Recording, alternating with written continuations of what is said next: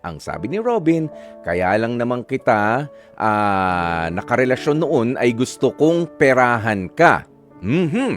Ayan, pero sa loob nga ng 10 years ay nagkaroon naman ng dalawang supling itong mag-asawang ito. O nga lang, itong si Jonah na mahal din naman si Robin, pero sabi niya nga parang na-justify na hindi nagbibigay ng mga surprises sa kanya si Robin noon, hindi rin naman nagbibigay ng mga regalo man lang.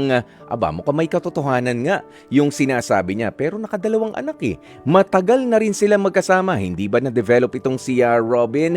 Pero yan nga rin ang gusto kong tanungin kay Jonah. O, sigurado ka ba na hindi lamang dala ng galit itong binitiwang mga salita nitong si Robin? Kasi kung galing yan o kung galing kayo sa sumbatan halimbawa, 'di ba? Na ako na lang ang lahat, ako na lang gumagastos dito, hindi ka tumutulong, baka naman sinakyan lang ni Robin yung mga statement mo rin yun. Baka iniinis ka o kung ano man na hindi naman pala talaga seryoso. Pero bago po natin tapusin yung magiging payo ni Kuya Poy, alam nyo, meron akong dalawang kaibigan dito, nakakwentuhan ko, pinakikinggan yung kwento nitong si Jonah at si Robin nga. Kaya naman, sige, matanong na muna natin mula sa point of view ng isang babae. Nandito po si Ashtin Olviga. Okay, sa ating programang H2H sa Heart to Heart.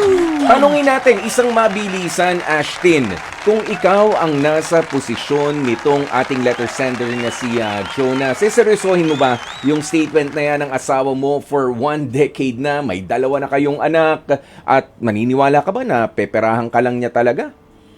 Siguro, kung ako yung nasa sitwasyon niya, tapos wala pang babies, ang masasabi ko sa kanya, wag na lang na ituloy kahit kasi 'di ba yung relationship dapat nagwo-work siya dahil may love Yan. Pero dahil may babies siya, I think kailangan niya i-consider 'yon, and siguro ang hirap siguro pinaka-best talaga ipag-pray niya muna bago siya magdesisyon. Paano kapag hindi pala talaga hindi talaga kumikilos si lalaki? Parang siya yung panganay doon sa dalawang anak. Ganyan. O hayaan mo na siya. At sige na, talagang justified na pineperahan mo lang ako, ginagamit mo lang ako. Siguro tingnan niya kung paano yung mga anak niya muna. Kung kakayanin ba ng mga anak niya, kung walang tatay yung mga anak niya, gano'n. Pero kung hindi, siguro Ang hirap, no? Kasi hirap, kasi kailangan talaga bago ka pumasok ng relationship, kailangan sigurado ka kasi Yan. talaga. Kasi yan yung mga bagay na pangmatagalan kailangan sure ka para kasi ang hirap kapag pumasok ka na hindi sigurado, ang daming consequences, masakit yung consequences. Yan. Hindi ka lang dapat emotionally ready, hindi ka lamang dapat financially ready. Kailangan lahat, everything, yes. And kung ano-anong ali-ali, ready ka. 'Di ba? 'Di ba? Ganun 'yun O si Cedric, narinig nyo na rin ang simpleng tawang 'yon ni Cedric. O sige nga Cedric, ikaw pare, anong gagawin mo diyan? Anong maipapayo mo kay Jonah? Siguro kung hindi sila kasal, since nandun naman yung idea na... Kasal, pare. Kasal. Kasal. Okay.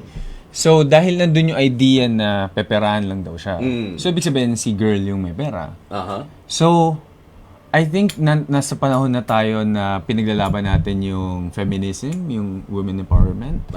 Kung ganun lang yung maririnig ko with my significant one, parang mas gusto ko na umalis na lang at i-raise ko mag-isa yung dalawa kong anak. Kasi, ako na bahala dito. Kasi as much as we always think about the kids when it comes to family, ang problem din kasi yung mental situation din ng magulang. 'Di ba? So, kung talagang tingin niya hindi na nag-give ng purpose yung marriage nila and yung pagsasama nila at meron pang ganung mga remarks, parang mahirap na siyang i-take. Siyempre, lalaki pa sila yung mga anak eventually, tapos meron kang dala-dalang ganung kabigat. Yes, siyempre ako may baby na ako, so mag 6-month-old na yung baby ko. Talagang siyempre lagi nandun yung consideration with your baby. You don't want broken family. Pero kung ganun kabigat at kasakit, parang all this time, sana sinabi mo na lang, or ang dami sana nating naayos, di ba? Hindi na tayo umabot sa ganun. O kaya, doon ka na, dito na ako. manggaling na nga tayo dun sa sinabi mo, di ba, na ayokong mag-create ng toxic environment. Yeah. Hindi para sa atin, ha? Para sa mga bata. tama. Dahil nandyan na sila. Di ba, kung lagi na lang din mag-aaway. Kaya thank you, Ashlyn and Cedric. Tatapusin ko lang ito. Unang-una, Jonah at Robin. Jonah, mas maganda, alamin mo kung seryoso ba itong si Robin. Ngayon, kung seryoso naman talaga at inaral mo, binalikan mo, no, nagbalik tanaw ka sa mga nangyari, talagang ginagamit ka lang nitong si Robin. Sabi ko nga kanina, parang siya na yung panganay doon sa mga anak mo. Malaki na yan. Oo, mas madaling magpalaki ng mga anak kesa sa magpalaki ng asawa. Okay? Ayan.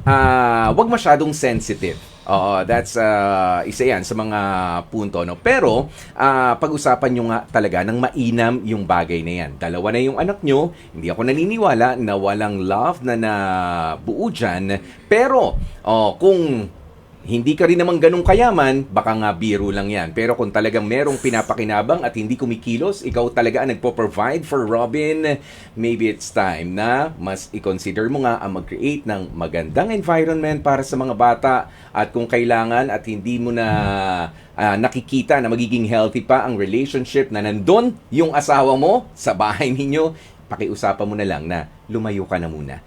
Dito na lang muna kami. Tsaka yung pag-usapan in between yung yung mga bagay. Kung may aayusin pa na hiwalayan o may aayusin na relasyon. At dyan na nga po natin tatapusin ang ating Dear Kuya Poy, mga kapatid, dito tayo sa totoo. Dito na tayo sa True FM.